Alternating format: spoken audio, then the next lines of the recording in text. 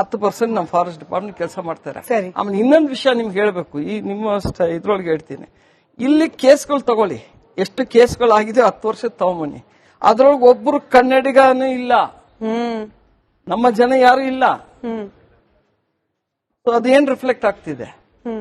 ಇವರೆಲ್ಲ ಲೆಜಿಸ್ಲೇಚರ್ ಮಾತಾಡ್ತಾರೆ, ಹಾಗೆ ಈಗ ಆರೋಪ ಮಾಡ್ಕೊಂಡು ದಯವಿಟ್ಟೆಲ್ಲ ಬನ್ರಿ, ಈಗ ಎಲ್ಲ ಪರಿಸರ ಹಾಳಾಗೋಗಿ ಜನಕ್ಕೆ ಇಲ್ಲಿ ಬಂದಿದೆ ಕುತ್ತಿಗೆಗೆ, ಈಗಾದ್ರೂ ಪರಿಸರನ ಉಳಿಸೋಣ. ಸರಿ, ನನಗೆ ಈ ಅರಣ್ಯ ಇಲಾಖೆ ಸಿಬ್ಬಂದಿ ಹಾಗೆ ಕಾಡಂಚಿನ ಜನರ ನಡುವಿನ ಸಂಘರ್ಷದ ಬಗ್ಗೆನೂ ನಿಮಗೆ ಪ್ರಶ್ನೆ ಕೇಳೋಕಿದೆ ಸರ್. ಅದಕ್ಕೆ ಮುಂಚೆ ಪ್ರದೀಪ್ ಅವರೇ, ಎಸಿಎಫ್ ಮರಿಸ್ವಾಮಿ ಅವರು ಮಾಧ್ಯಮಗಳಿಗೆ ನೀಡಿರೋ ಪ್ರತಿಕ್ರಿಯೆ ನೋಡಿ, ದನ ಹುಡ್ಕ್ಲಿಕ್ಕೆ ಹೋಗಿದ್ರು ಅಂತ ಹೇಳಿ ಕೆಲವರು ವಾದ ಮಾಡ್ತಿದ್ದಾರೆ. ಅನ್ಫಾರ್ಚುನೇಟ್ಲಿ ಪೊಲಿಟಿಷಿಯನ್ಸ್ ಕೂಡ ಅದಕ್ಕೆ ಪೂರಕವಾಗಿ ಮಾತನಾಡ್ತಾ ಇದ್ದಾರೆ.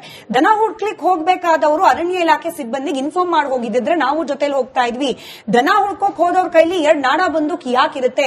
ಅತಿಕ್ರಮ ಪ್ರವೇಶ ಮಾಡಿದ್ದಾರೆ, ದಟ್ಟ ಕಾಡಿನ 8 ರಿಂದ 9 ಕಿಲೋಮೀಟರ್ ಒಳಗಡೆ ಹೋಗಿದ್ದಾರೆ ಅವರು, ಯಾರಿಗೂ ಅಧಿಕಾರ ಇಲ್ಲ. ಇಷ್ಟೆಲ್ಲ ಇರಬೇಕಾದ್ರೂ ಕೂಡ ಜನಪ್ರತಿನಿಧಿಗಳು, ಜವಾಬ್ದಾರಿಯುತ ಜನಪ್ರತಿನಿಧಿಗಳು, ನಾನು ಯಾಕೆ ಹೇಳ್ತಿದ್ದೀನಿ ಅಂದ್ರೆ ಅಲ್ಲಿರೋ MLA ನಿಮ್ ಪಕ್ಷದವರು ಸರ್, ಹಾಗಾಗಿ ಹೇಳ್ತಿದ್ದೀನಿ, ಅವರು ಇಲ್ಲ ಇವರು ಅಮಾಯಕರು, ಸರ್ಕಾರದಿಂದ ಹತ್ಯೆ ಆಗ್ಬಿಟ್ಟಿದೆ ಅನ್ನೋ ವಾದವನ್ನ ಅಸೆಂಬ್ಲಿಯಲ್ಲಿ ಮಾಡೋದು, ಇಂಥ ವಾದ ಮಾಡ್ತಾ ಇರೋದು, ನೀವು ಕೂಡ ಕಾನೂನು ಉಲ್ಲಂಘನೆ ಮಾಡ್ತಿದ್ದೀರಿ ಅನ್ನಿಸ್ಬಿಡುತ್ತೆ ಸರ್, ಕಾನೂನಿನ ವಿರುದ್ಧವಾಗಿ ನಿಂತಿದ್ದೀರಿ ಅಂತ ಅನ್ನಿಸ್ಬಿಡುತ್ತೆ. ನನ್ಗನ್ಸೋದು ಇಡೀ ಇನ್ಸಿಡೆಂಟ್ ಅನ್ನು ನೋಡಿದ್ರೆ ಒಂದು ಅಧಿಕಾರಿಗಳ ಫೇಲ್ಯೂರ್ ಅಂತೂ ಎದ್ದು ಕಾಣಿಸ್ತಾ ಇದೆ, ಅದ್ರಲ್ಲಿ ನೋ ಡೌಟ್. ಸರ್ ಆಗ್ಲೇ ಹೇಳಿದ್ರು, ಅಧಿಕಾರಿಗಳು ಹೇಳ್ತಾ ಇರತಕ್ಕಂಥದ್ದು ನಂಬಲಿಕ್ಕೆ ಸಾಧ್ಯ ಇಲ್ಲ ಅನ್ನೋ ತರ ಸ್ಟೋರಿ ಏನ್ ಬಿಲ್ಡ್ ಅಪ್ ಮಾಡಿದ್ದಾರೆ. ಇದೊಂದೇ ಸ್ಟೋರಿ ಇಲ್ಲ, ನಾನು ಅಡ್ವೊಕೇಟ್ ಆಗಿ ಪ್ರಾಕ್ಟೀಸ್ ಮಾಡಿ ನಾನು ನೋಡಿದ ಪ್ರಕಾರ ಲಾ ಅಂಡ್ ಆರ್ಡರ್ಲು ಇದೇ ತರ ಕ್ರಿಯೇಟ್ ಮಾಡ್ತಾರೆ, ಇದರಲ್ಲೂ ಹಂಗೆ ಸಮ್ ಡಾಕ್ಯುಮೆಂಟರಿ ಎವಿಡೆನ್ಸ್ ನ ಕ್ರಿಯೇಟ್ ಮಾಡಿದ್ದಾರೆ, ಅದ್ರಲ್ಲಿ ನೋ ಡೌಟ್. ಒಂದು ಅವ್ರು ಹೇಳ್ತಾರೆ 8 ಗಂಟೆಗೆ ನನ್ನ ಮಾಹಿತಿ ಬಂತು. ಎಸ್, ಆಫ್ ಕೋರ್ಸ್ 8 ಗಂಟೆಗೆ ಬಂತು. ನಿಮ್ಗೆ ಯಾರು ಮಾಹಿತಿ ಕೊಟ್ಟರು? ನಿಮಗೆ ಪ್ರತಿ ವಿಲೇಜ್ ಅಲ್ಲಿ ಅವ್ರು ಹೇಳಿದಾಗ ಇನ್ನೊಂದು ಬರೀ ಇಂಪಾರ್ಟೆಂಟ್ ಆಗಿ ಹೇಳಿದ್ರು, ವೋಚರ್ಸ್ ಇರ್ತಾರೆ ಅಂತ. S, vouchers ಯಾಕಾಗಿರೋದು? ವೋಚರ್ಸ್ ಬೇರೆ ಕಡೆ ತಂದು ಹಾಕಲ್ಲ, ಅಲ್ಲಿ ವಿಲೇಜ್ ಪಕ್ಕದಲ್ಲಿರೋರ್ನೇ ಹಾಕಿರ್ತಾರೆ. ಸಾಮಾನ್ಯವಾಗಿ ಮೇಜರ್ ಗೆ ವೋಚರ್ಸ್ ನ ಅಲ್ಲಿರೋರ್ನೇ ಹಾಕಿರ್ತಾರೆ, ಲೋಕಲ್ಸ್ ನೇ ಹಾಕಿರ್ತಾರೆ. ಅವ್ರಿಗೆ ಎಲ್ಲಾ ಮಾಹಿತಿನೂ ಇರ್ತದೆ, ಅವ್ರಿಗೆ ಗೊತ್ತಿಲ್ಲದಿರಕ್ ಸಾಧ್ಯನೇ ಇಲ್ಲ. ಯಾರು ವೋಚರ್ಸ್ ಇದಾರೋ ಆ ಕಾಡಿನ ಮಾಹಿತಿ, ಮತ್ತೆ ಆ ಗ್ರಾಮಸ್ಥರು ಯಾರು ಕಾಡಲ್ಲಿ ಅವರು ಹಸ ಮೇಯ್ಸಕ್ ಹೋಯ್ತಾರ, ಕುರಿ ಮೇಯ್ಸಕ್ ಹೋಯ್ತಾರ, ಮೇಕೆ ಮೇಯ್ಸಕ್ ಹೋಯ್ತಾರ, ಅದ್ರ ಮಾಹಿತಿನೂ ಇರ್ತದೆ. ಮತ್ತೆ ಯಾರು ಬೇಟೆ ಆಡ್ತಾರೆ, ಯಾರ ಮೇಲೆ ಬಂದೂಕ ಇದೆ ಅನ್ನೋ ಮಾಹಿತಿನೂ ಕೂಡ ವೋಚರ್ಸ್ ಇರ್ತದೆ. ನೀವು ವೋಚರ್ಸ್ ನ ಹಿಡಿದಿದ್ರೆ ಮುಗಿದೋಗಿದ್ ಕತೆ ಆಯ್ತು. 8 ಗಂಟೆಗೆ ಮಾಹಿತಿ ಬಂದ್ರೆ 8 ಗಂಟೆಗೆ ಮಾಹಿತಿ ಬಂದ್ರೆ ಇಡೀ ರಾತ್ರಿನಲ್ಲಿ ಅವ್ರು ಟಾರ್ಚರ್ ಬಿಟ್ರು, ಟಾರ್ಚ್ ಹಾಕಿದ್ರು ಗೊತ್ತಾಗುತ್ತೆ. ನಿಮ್ಗೆ ಟಾರ್ಚರ್ 150 ಕಿಲೋಮೀಟರ್ ಅವ್ರು ಟಾರ್ಚ್ ಹಾಕ್ಲಿ, ನಿಮ್ಗೆ ಗೊತ್ತಾಗುತ್ತೆ.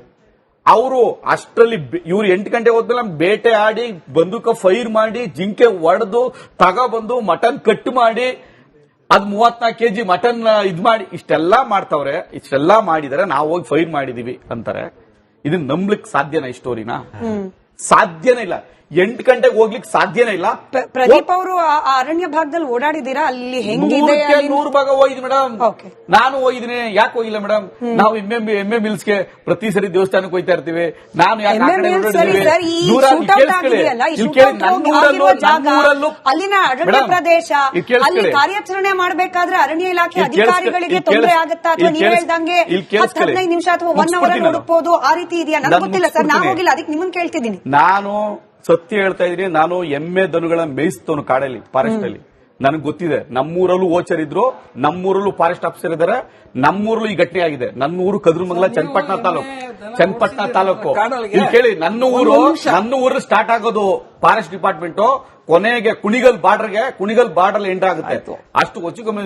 ನೀವು ಹೇಳಿದ್ರಿ ಒಂದು ಮಾತು, ನಾನು ಕುರಿ ಮೇಕೆ ಓಡಿಸ್ತಿದ್ದೆ ಕಾಡೊಳಗೆ. ನೀವ್ ಎಷ್ಟೊತ್ತಿಗೆ ಕರ್ಕೊಂಡು ಹೋಗ್ತಿದ್ರಿ ಕುರಿಗಳನ್ನ? ಬೆಳಿಗ್ಗೆ ಒಂದು 10:30 11 ಗಂಟೆಗೆ ಹೋದ್ರೆ ಸಾಯಂಕಾಲ ಎಷ್ಟೊತ್ತು ಬರ್ತಿದ್ರಿ? ಸಾಯಂಕಾಲ ಒಂದು 5:30 6 ಗಂಟೆ ಅಷ್ಟೇ ತಾನೆ? ರಾತ್ರಿ 9 ಗಂಟೆಗೆ ಬಂದಿದ್ದ ನಿರಸನೂ ಇದೆ.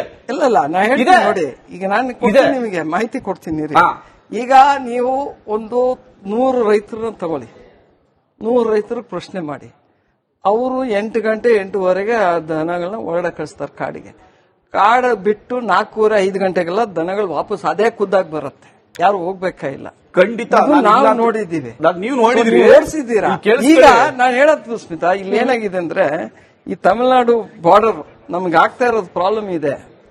ಅಲ್ಲಿನ ಜನ ಒಬ್ಬೊಬ್ಬರ ಹತ್ರ 100-200 ಮೇಕೆಗಳಿದೆ, ದನಗಳಿದೆ.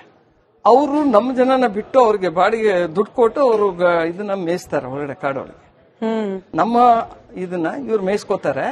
ಇದೇ ನೀವು ತಮಿಳುನಾಡು ನೋಡಿ, ಅಲ್ಲಿ ಮೇಕೆ ಸಾಕಂಗಿಲ್ಲ, ಅವರು ಜಯಲಲಿತಾ ಇದ್ದಾಗ ಮೇಕೆ ಸಾಕಾಗಿಲ್ಲ ಗಿಡದ್ದು ಇದು ತಿನ್ಬಿಡುತ್ತೆ, ತಿರ್ಗಾ ಬೆಳೆಯಲ್ಲ ಅಂದ್ಬಿಟ್ಟು ಅವ್ರು ಅಲ್ಲಿ ಸೇಫ್ ಮಾಡ್ಕೊಂಡು ನಮ್ಮ ಇದನ್ನ ಅರಣ್ಯ ಹಾಳು ಮಾಡಕ್ಕೆ ಇದು ಒಂದು ದೊಡ್ಡ ಪ್ರಾಬ್ಲಮ್ ಇದೆ. ನಾನು ಹೇಳೋದು ಇದೆಲ್ಲ ಡಾಕ್ಯುಮೆಂಟೇಶನ್ ಇದೆ, because we are work there. Pradeep ಅವ್ರಿಗೇನೆ ಪ್ರಶ್ನೆ ಹಾಗಾದ್ರೆ, ಅಂದ್ರೆ ದನ ಹುಡ್ಕ್ಲಿಕ್ ಹೋಗ್ತೀವಿ ಈಗ ಮರಿಸ್ವಾಮಿ ದನ ಅವರು ಕೂಡ ಹುಡ್ಕಕ್ ACF ಹೋಗೋದನ್ನ ಅದೇ ನಾನು ಹೇಳ್ತಾ ಇಲ್ಲ. ಕೇಳಿರೋದು ಇದು ನಾನು ಒಪ್ತಾ ಇಲ್ಲ, ಸರ್. ಅದನ್ನ ಅರಣ್ಯ ಒಪ್ಪಲ್ಲ. ಇಲಾಖೆ- ಹಾ, ಅದನ್ನ ನಾನು ಒಪ್ತಾ ಇಲ್ಲ. ಇಲ್ಲಿ ಕೇಳಿಸ್ಕೊಳ್ಳಿ, ಆಯ್ತು, ನಾನು ಅವ್ರು thank you. ಒಂದು ವಾಸ್ತವ.